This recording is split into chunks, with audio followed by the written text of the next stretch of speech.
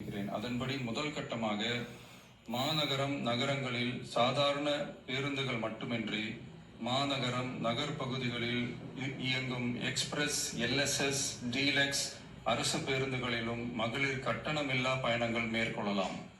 Express, deluxe అలాగే మిగతా అన్ని సాధారణ బస్సుల్లో ఇక నుంచి ఫ్రీగా మహిళలు తిరగొచ్చు అని చెప్పి విజయ్ ఇప్పుడు ప్రకటించాడు.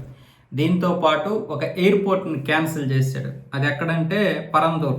ఇక్కడ ఆ ప్రజా వ్యతిరేకత ఎక్కువ ఉందంట. ఈ యొక్క ఎయిర్పోర్ట్ ఇక్కడ కట్టడానికి వీలు లేదు అని చెప్పి ప్రజలు కోరడంతో ఆ ఎయిర్పోర్ట్ని రద్దు చేస్తున్నాడు. ఫ్రీ పథకాలు అయితే ఇప్పుడు ఇచ్చేస్తున్నాడు. అదే ఉచిత బస్సు. మన రాష్ట్రంలో ఏం తగలడింది, కర్ణాటకలో ఏం తగలడింది అన్న విషయం కూడా తెలిసి కూడా ఇస్తున్నాడు. ఎందుకంటే వాగ్దానం చేశాడు. ఈ వాగ్దానం చేసిన తర్వాత ఇవ్వకపోతే ప్రజలు ఏమొచ్చేసి వాగ్దానం నిరూపించుకోలేకపోయాడు, వాగ్దానం నిలపలేకపోయాడు కాబట్టి వేస్ట్ అన్నట్లుగా మాట్లాడతారు. ఇస్తేనేమొచ్చేసి ఇప్పుడు ఉచిత పథకాల వల్ల ఏంటి ఉపయోగం? మామూలుగా చెప్పాలంటే ఆంధ్రప్రదేశ్, కర్ణాటక, తెలంగాణలో ఈ యొక్క ఉచిత పథకం వల్ల ప్రజలకి వృధానే తప్ప ఎటువంటి నష్టమే తప్ప లాభం లేదు. ఎందుకు అంటే ఇందులో సమతుల్యత దెబ్బతిన్నది.